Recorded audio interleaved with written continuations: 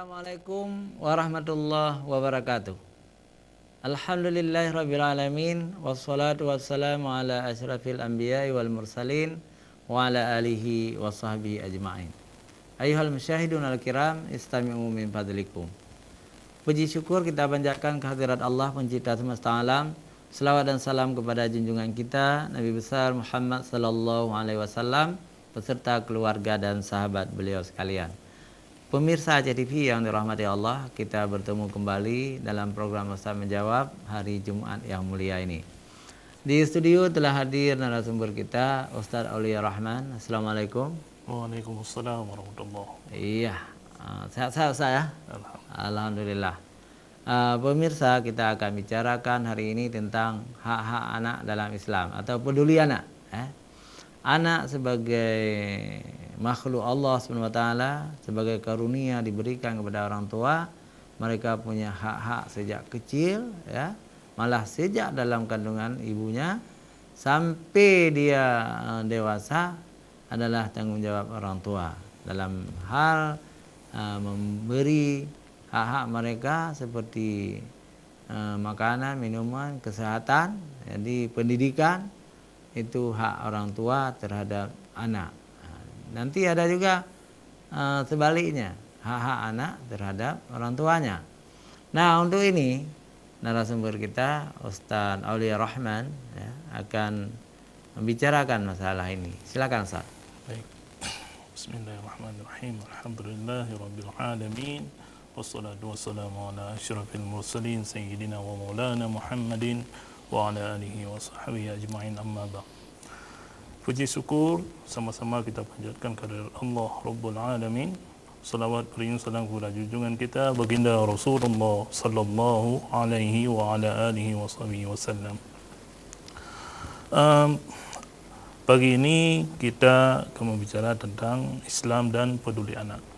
Ini hal yang sangat perlu kita garis bawahi, bahwa dalam agama kita hendaknya kita sebagai orang tua punya peranan penting terhadap generasi penerus kita.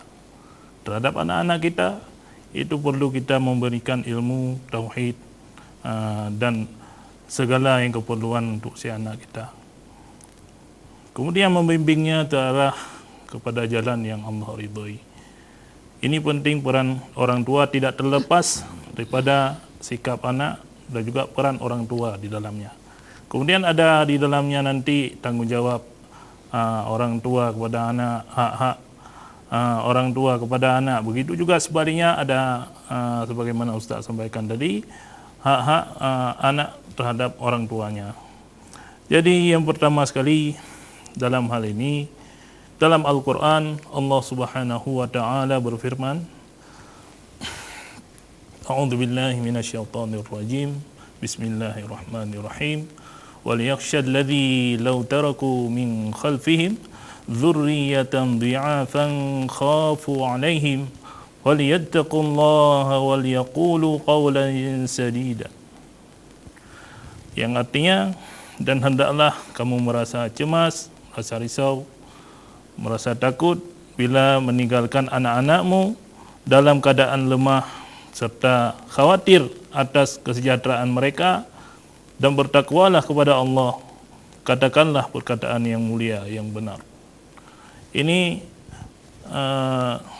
karena itu ada terkandung makna dan perintah di dalamnya agar kita senantiasa memperhatikan anak-anak kita, kemudian membimbing ilmu, karena anak ini adalah titipan Allah Subhanahu wa Ta'ala kepada kita.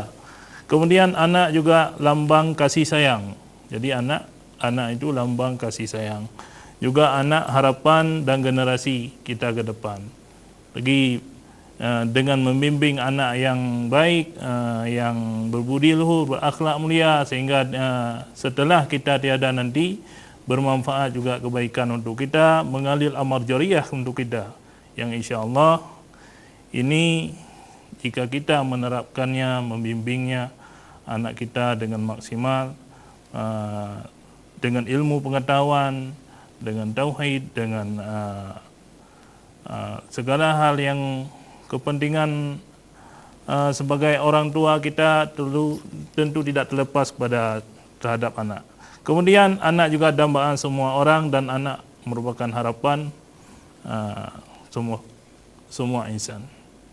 Baik. Baik pemirsa TV yang dirahmati Allah SWT, pengantar sudah disampaikan oleh Ustaz Auliaur Rahman. Begitulah Islam mewajibkan kita seorang ayah peduli terhadap anak, ya. Dan itu sudah fitrah manusia, insting manusia. Jangankan manusia, hewan saja sayang kepada anak-anaknya. Yang paling kita benci, yang paling kita takut, kejam, luar biasa kan singa misalnya. Tapi singa itu sangat sayang kepada anak-anaknya. Dia bisa bertempur dengan kerbau, dengan binatang-binatang lain untuk menewaskan binatang itu. Setelah binatang itu tewas, lalu dia meraung memanggil anak-anaknya untuk makan bersama-sama demi masa depan anak singa. Begitu juga serigala. Ya, serigala itu binatang buas, tetapi begitu cinta kepada anak-anak mereka. Kucing juga sangat cinta. Semua binatang, burung, bagaimana burung itu memelihara anaknya. Apalagi manusia. Ya. Kita manusia ini memang makhluk terbaik, ya. Ahsani taqwim, yang ditakdirkan oleh Allah, ya. Kita tentu juga memiliki kasih sayang yang luar biasa terhadap anak-anak kita. Tetapi ada kasus-kasus di media. Ada orang yang membunuh anak kandungnya, ya, membunuh anak tirinya, membunuh anak-anak. Nah, itu seringkali kita dengar di media massa. Kenapa harus terjadi? Kita belum pernah mendengar gajah membunuh anaknya, tidak. Belum pernah kita dengar serigala membunuh anaknya. Tetapi kita sering dengar manusia membunuh anaknya.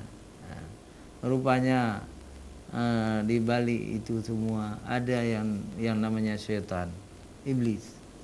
Iblis menggoda manusia untuk berbuat keji, untuk berbuat mungkar, untuk membunuh. Tetapi setelah manusia membunuh anak, membunuh istri, manusia itu ditinggalkan oleh iblis. Iblis pergi, manusia itu sesal, menyesalkan diri, sesal. Tapi apa boleh buat? Sesal dahulu pendapatan, sesal kemudian tak ada gunanya. Akhirnya manusia itu masuk penjara. Nah, itu kalau masuk penjara masih bagus, ya. Yeah. Tapi kalau ada juga yang tidak sempat masuk penjara, kita sudah membunuh orang, datang saudaranya membunuh kita. Nauzubillah min dzalik. Karena itu pemirsa TV yang dirahmati Allah, kita kembali kepada fitrah kita, kepada insting kita. Kita mencintai anak kita. Kita mencintai orang-orang lain, anak-anak orang lain harus kita cintai. Semua yang kecil harus kita cintai. Karena itu fitrah kita, sudah diberikan oleh Allah SWT kasih sayang di dalam dada kita untuk mencintai keturunan, mencintai anak-anak kita. Anak-anak kita adalah harapan masa depan segalanya, masa depan agama, masa depan negara, masa depan keturunan manusia. Jadi anak-anak itu harus yang berkualitas, seperti ayat yang dibacakan oleh Ustaz tadi, ya, Ustaz Auliaur Rahman, An-Nisa ayat berapa? 9. Ya, 9 lah. Yang artinya tadi, hendaklah manusia takut, ya, meninggalkan keturunan yang lemah, ya. Lemah, tidak punya ilmu, lemah kekuatannya, lemah pemikirannya. Tetapi dengan ada pendidikan, dengan ada bimbingan, insya Allah manusia itu akan kuat spiritualnya, kuat badannya. Ya, itu yang dibutuhkan oleh Islam. Kuat badan dibutuhkan. Kenapa? Kadang-kadang perlu menjadi tentara-tentara yang terlatih untuk melawan orang-orang kafir. Ketika orang kafir itu mengganggu kita, mengganggu negeri Islam, perlu orang-orang kuat. Sayyidina Ali itu sangat kuat, Usama bin Zaid sangat kuat, Zaid bin Harisah sangat kuat orangnya, Umar bin Khattab dan lain-lain semuanya itu Karena ada yang kuat, maka Islam itu tegak di permukaan bumi. Baik lemah tak, ipengak le orang kapi, lemah. Kai pengak le orang kapi, mantang sayang ke kapi. Itu generasi yang lemah. Pemirsa JDP yang dirahmati Allah, kami membuka kesempatan kepada pemirsa. Kalau ada yang ingin komentar, silakan di nomor yang tertera di layar kaca. Kalau ada yang SMS, kalau ada yang mengirim lewat WA, kami akan membaca semuanya. Kami akan menyebarkan ilmu pengetahuan dari Anda untuk seluruh pemirsa Aceh TV. Ya. Baik, saya kembalikan kepada Ustaz sambil kita menerima SMS. Baik, bismillahirrahmanirrahim. Ini dalam ayat surah An-Nisa tadi juga terkandung perintah Allah Rabbul Alamin kepada kita yang bahwa agar jangan meninggalkan anak dalam keadaan lemah. Keadaan lemah ini yang pertama lemah fisik kesehatan, lemah ilmu kurang pendidikan, lemah keterampilannya, lemah imannya. Ini hendaknya menjadi perhatian penting bagi orang tua agar anak ke depannya menjadi generasi yang beriman dan bertakwa, juga imtek, punya skill, punya bakat, kemampuan, serta tidak lepas pada koridor nilai-nilai dan norma-norma agama. Ini sangat penting untuk kita sebagai orang tua agar senantiasa memperhatikan anak kita agar tidak kelalaian dalam mendidiknya, karena akibat kelalaian mendidik anak-anak kita akan menjadi yang pertama dedikasi moralnya, mabuk, teler, ganja, minuman keras dan sebagainya, pencurian, perampokan, pembunuhan, pergaulan bebas, zina, perkosa dan yang perbuatan yang haram lainnya, juga jauh daripada agama, main judi, badu, memabukkan, kemudian mengacau orang tua, tetangga, desa, negara. Ini harus menjadi perhatian bagi kita sebagai orang tua. Peran orang tua juga membekali anak ilmu dan keterampilan, makanan yang baik, halal dan bergizi, kemudian memberi contoh akhlak yang mulia terhadap anak-anak kita. Mantap sekali Ustaz. Mantap sekali. Jadi rupanya begitu dalam Islam. Kenapa Rasulullah menjadi makhluk yang sangat terbaik, makhluk yang sangat suci? Rupanya dua orang tuanya, Abdullah dan Aminah, itu adalah orang-orang yang saleh sekali. Abdullah tidak pernah menyembah batu. Abdullah tidak pernah memiliki cacat moral. Beliau seorang anak tokoh yang memelihara diri dari dosa-dosa. Begitu juga Aminah. Aminah seorang gadis pingitan. Arti gadis pingitan itu tidak pernah pergi ke pasar-pasar, itu di rumah dia. Dia orang terhormat. Aminah itu orang terhormat yang selalu tinggal di rumah, membantu orang tuanya, menjaga dirinya dari pergaulan bebas.